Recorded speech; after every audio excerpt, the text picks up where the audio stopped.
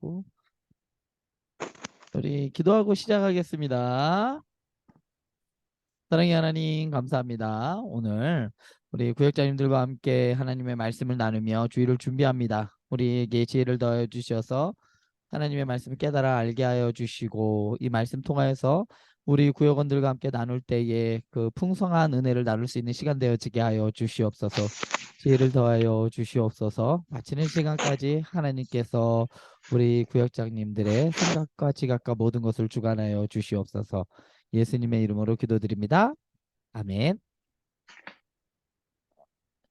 자, 오늘 말씀의 제목은요. 사람이 떡으로만이라는 말씀입니다. 누가복음 4장 1절부터 5절 말씀인데요. 우리 어, 김영숙 권사님 준비되셨죠? 네, 마이크 푸시고 해주시겠습니다. 읽어주세요. 누가복음 4장 1절부터 5절 말씀.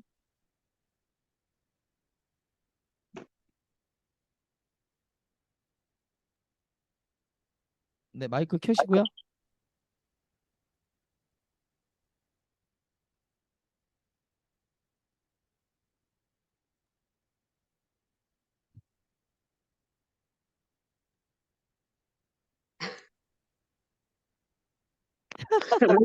잘, 제일 잘 아래 안 왼쪽. 되시죠? 제일 아래 네, 왼쪽. 제일 아래 왼쪽에 안 보이시면 우리 정영희 권사님 읽어주세요. 저요? 네, 읽어주세요. 4장 1절. 네, 예수께서 성령의 충만함을 입어 요단강에서 돌아오사 광야에서 40일 동안 성령에게 이끌리시며 마귀에게 시험을 받으시더라. 이날에 이 모든 날에 아무것도 잡수시지 아니하시니 날수가 다함에 줄이신지라. 마귀가 이르되 내가 만일 하나님의 아들이거든 이 돌들에게 명하여 떡이 되게 하라. 예수께서 대답하시되 기록된 바 사람이 떡으로만 살 것이 아니라 하였느니라. 마귀가 또 예수를 이끌고 올라가서 아닙니다. 거기까지예요. 자, 1.4절이요. 말씀은 아멘. 4절까지입니다. 자, 오늘 말씀의 제목은 사람이 떡으로만이라는 제목이에요. 자, 먼저 5절로 돼 어, 있는데. 음, 우리가 시험 오늘 나오는데 시험을 받으시죠? 예수님께서. 우리가 오늘 중요하게 봐야 할 두 단어가 있는데 하나는 시험이에요. 하나는 시험인데요. 또 하나는 유혹이라는 단어죠. 시험과 유혹이 뭐가 다를까요? 시험? 시험과 유혹이 다르죠. 비슷한 듯 다르죠. 시험은 뭐고 유혹은 뭘까요? 흔히 시험은 우리 학교에서 시험을 볼 때 왜 시험을 보죠? 어떻게 보면 실력을 키우기 위해서 시험을 보죠. 하나님도 사람을 시험하십니다. 뭐 하려고요? 믿음이 더 자라게 하기 위해서 더 하나님을 더 신뢰할 수 있도록 시험을 하나님께서 치릅니다. 그런데 유혹은 또 뭘까요? 유혹은 누가 유혹을 하냐면 사단이 유혹을 하는 거죠. 자, 시험을 우리는 테스트라고 해요. 소위 말해서 뭐 영어 실력 평가, 한글 실력 평가 이런 시험 평가가 있잖아요. 이런 것들을 우리는 테스트 시험이라고 하고요. 유혹이 있습니다. 유혹은 영어로 템테이션이라고 하는데 이것은 목적이 뭘까요? 왜 유혹을 할까요? 예전에 그 뭐야 여기 점 찍고 나오는 무슨 유혹이 있었죠? 어? 그거 있었는데 장서희 아내의 나오는 무슨 유혹이었는데 아무튼 아내의 유혹. 네 유혹 그렇죠. 아하 왜 유혹을 할까요? 어떻게 그 남자를 넘어뜨리려고. 파멸시키려고. 자, 마찬가지예요. 하나님은 우리를 시험을 하시죠. 그런데 마귀는 우리를 유혹을 합니다. 넘어뜨리려고요. 그래서 템테이션. 그래서 마귀가 하는 것은 유혹이고 하나님이 하시는 것은 시험인데 이것이 같이 일어나요. 어떤 일에 대하여 어떻게 생각하느냐에 따라 달라지는 것이죠. 자, 교통사고가 났어요. 교통사고가 나서 이것을 통해서 이제 믿는 사람은 이렇게 생각해요. 아, 하나님께서 나에게 이 교통사고를 통해서 어떤 나에게 어떤 걸 주시려고 하나 보다. 나에게 어떤 계획이 있으신가 보다. 이렇게 생각하는 사람은 믿음의 사람이겠죠. 그런데 하나님이 주시는 시험이라고 생각하는 사람이죠. 그런데 또 어떤 사람은 아, 이런 마귀놈의 새끼가 이렇게 탔어. 이렇게 생각하면 유혹이에요. 같은 일을 통해서 믿음의 사람은 이것을 하나님이 주는 시험이라고 생각해서 믿음이 정진되고 하나님께 더 나아갈 수 있는 시험으로 생각하는 반면에 또 어떤 사람은 이것 때문에 걸려 넘어져 버립니다. 왜냐하면 유혹이 돼서 그러는 거죠. 그래서 시험과 유혹은 같이 오는 겁니다. 오늘 말씀에서 예수님의 시험이 그래서 그랬어요. 시험은 이거는 하나님이 주시는 거였어요. 그런데도 마귀가 같이 유혹을 했죠. 하나님이 시험하시면서 마귀가 유혹했던 것이 바로 오늘 예수님이 광야에서 받으신 시험의 양면이었습니다. 자, 그러면 사단이 마귀가 유혹을 해요. 뭐라고 하냐면 예수님께서 40일 동안 금식하고 났을 때 가장 인간의 필요, 배고픔을 채우기 위한 그 허기가 가장 졌을 때 마귀가 유혹을 합니다. 뭐라고 이야기하냐면요. 내가 만일 하나님의 아들이거든 뭐를 어떻게 하게 하라? 이 돌들에게 명하여 떡이 되게 하라 라고 명합니다. 자, 내가 만일 하나님의 아들이거든 이 돌들에게 명하여 떡이 되게 하라. 그러니까 이 말은요 몇 번 나와요. 내가 만일 하나님의 아들이거든 이라고 계속 나와요. 그 말은 뭐냐면 사단이 예수님이 하나님의 아들인 걸 몰랐을까요? 귀신도 아는데요. 그죠? 무덤 사이에 있던 귀신 들린 사람도 알았어요. 하나님의 아들인 걸.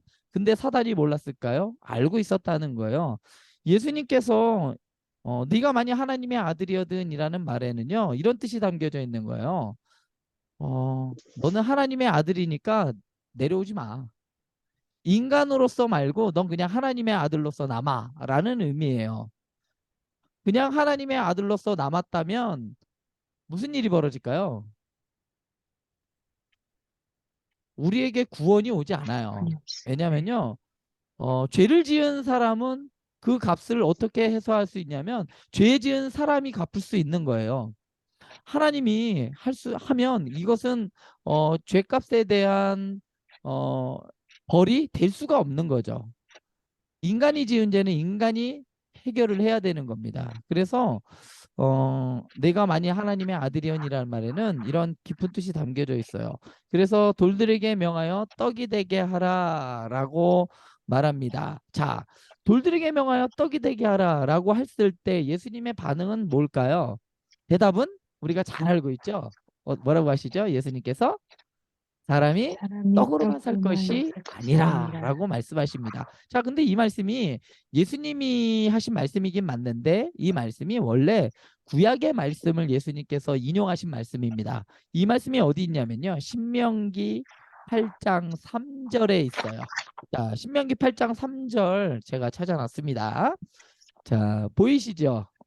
저 때문에 안 보이네요. 제가 한번 읽어드리겠습니다.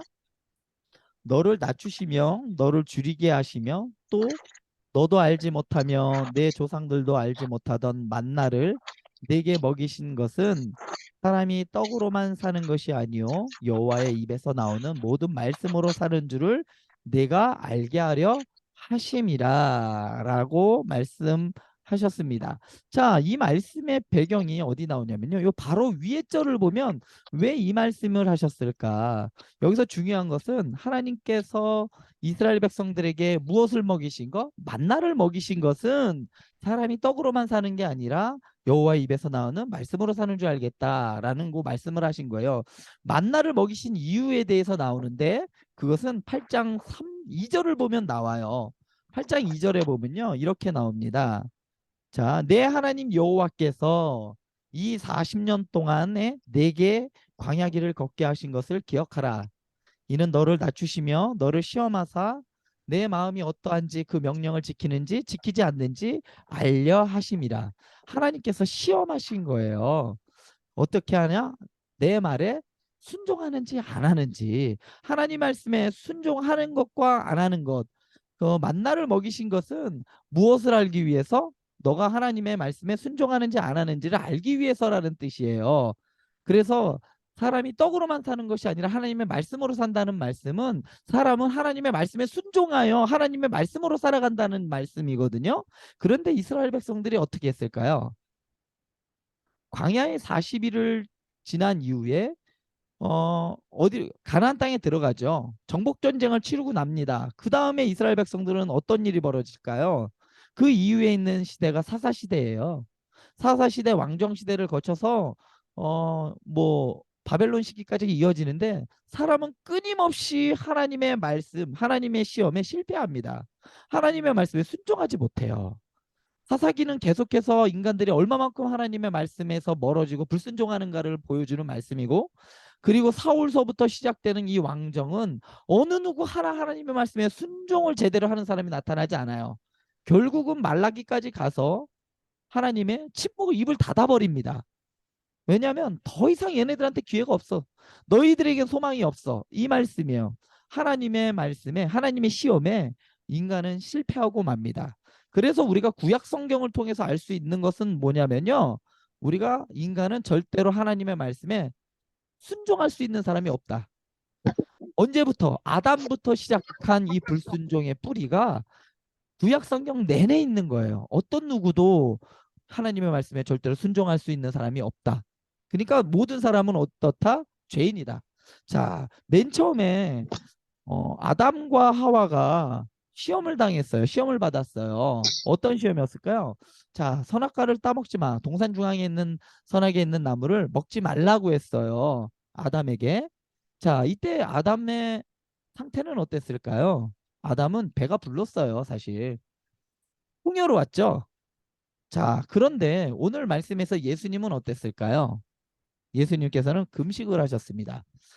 배가 안 고팠을 리가 없어요. 완전한 사람이십니다. 우리가 똑같이 배고프시고 똑같이 아프셨고 똑같은 고통을 당하셨어요. 완전한 사람이셨기 때문에 아담은 배불른 가운데에서 하나님의 말씀에 실패했지만 예수님께서는 어땠을까요? 굶주린 가운데서도 그 먹고자 하는 그것을 예수님께서는 순종했어요. 하나님의 말씀에 순종해서 순종했다는 거죠.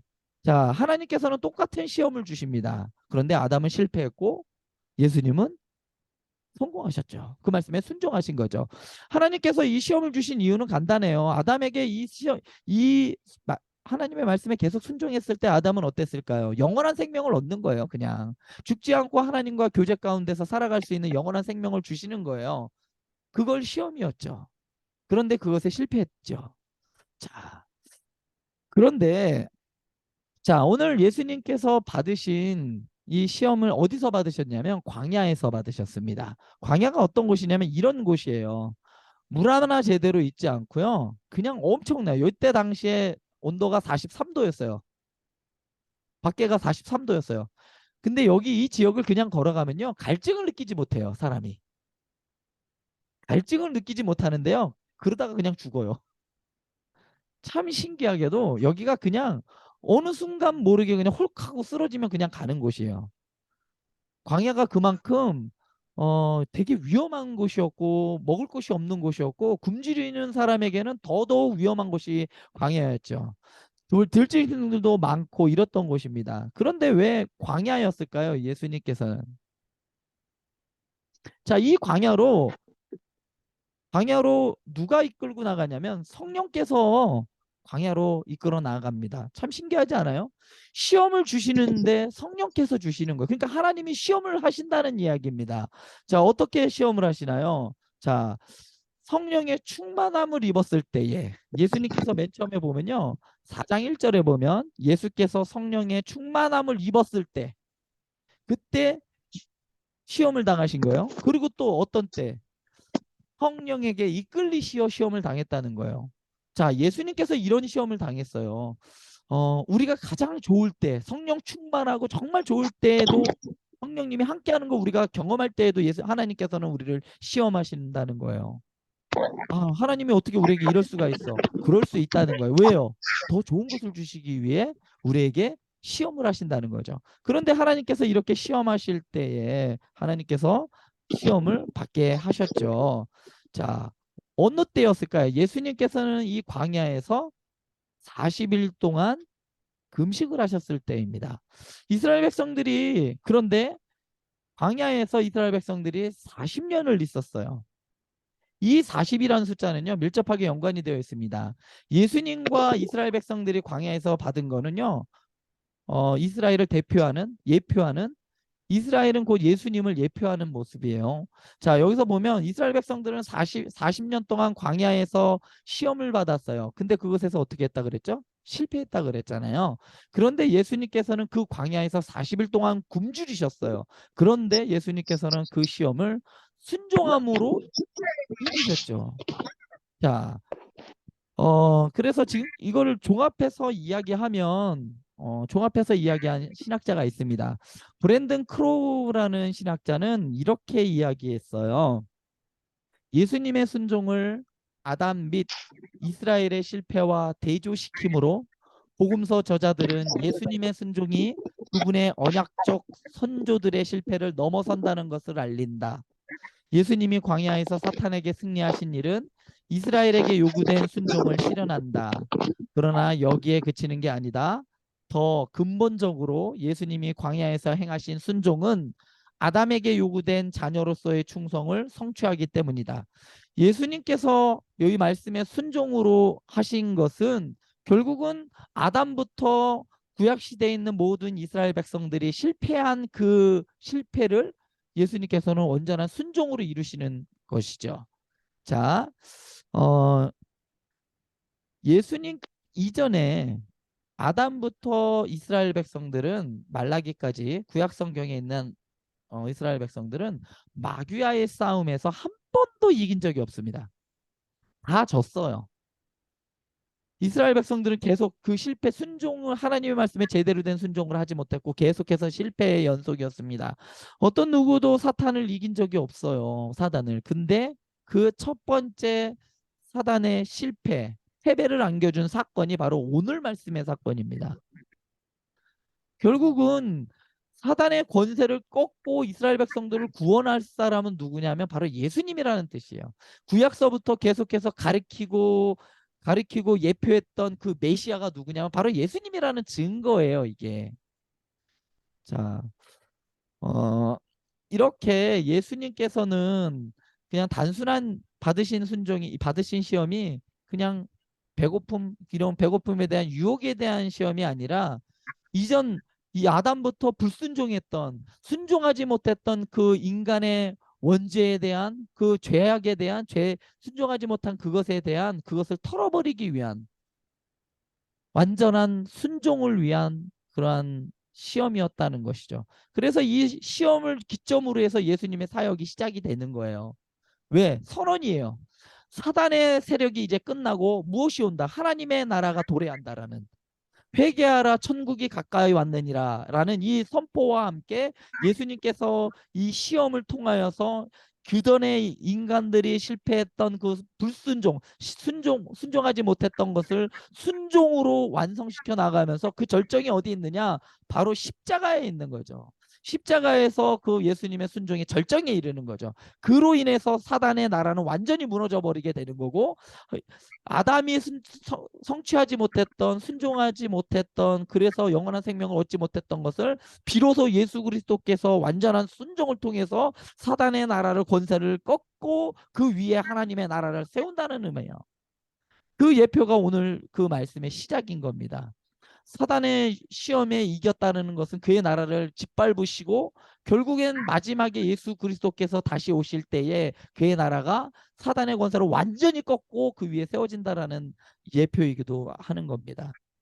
자, 이런 말씀 안에서 성경을 보시면 이제 두 번째, 세 번째 시험도 이렇게 좀 넓은 시야 가운데서 볼 수가 있을 것 같아요.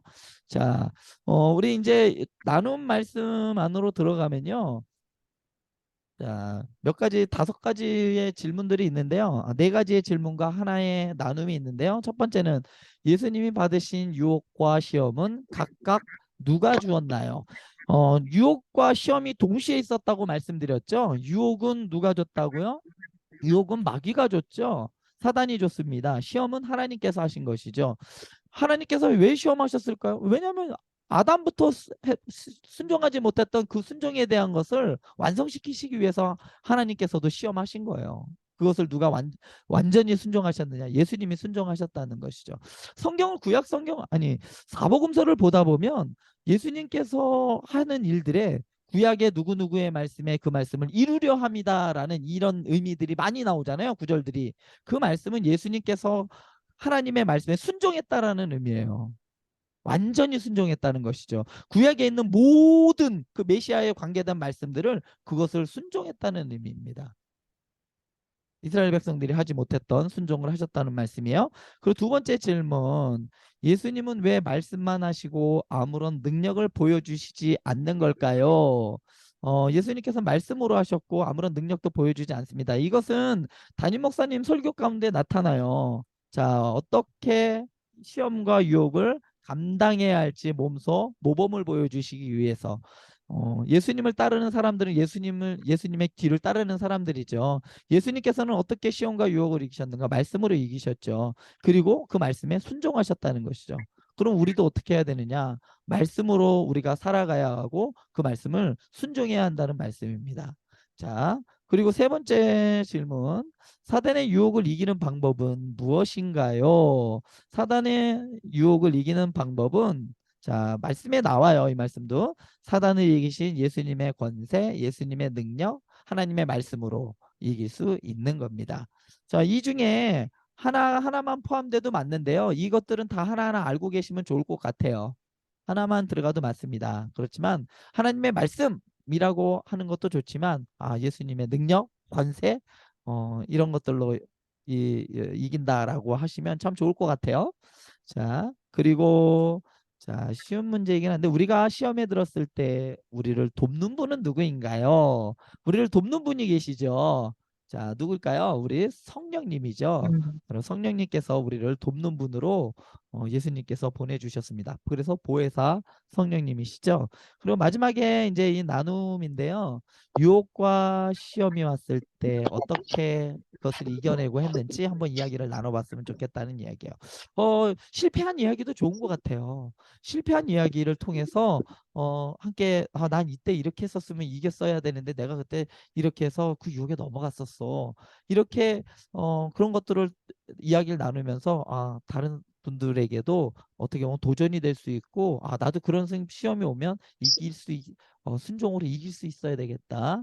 혹은 어, 이것을 하나님이 주신 시험으로 알고 내가 어떻게 대해야겠다. 섭리 가운데 하나님이 나에게 주신 거구나. 기회로 여겨야겠다라고 생각을 했으면 좋겠습니다. 이런 좀 나눔에 대해서 한번 좀 디테일하게 나눴으면 좋겠습니다. 자, 이렇게 이번 주 나눌 말씀들 한번 살펴보았습니다. 자, 오늘 좀 나눈 말씀들이 조금 어려운 말씀들이 있을 수 있어요. 한번 두 번, 세 번 보시고요. 보신 다음에 주일날 와서 말씀을 들으면 좀 더 말씀이 눈에 들어오고요. 좀 크게 하나님의 말씀이 풍성함을 누릴 수 있을 것 같습니다. 자, 또 질문들이 있으면요.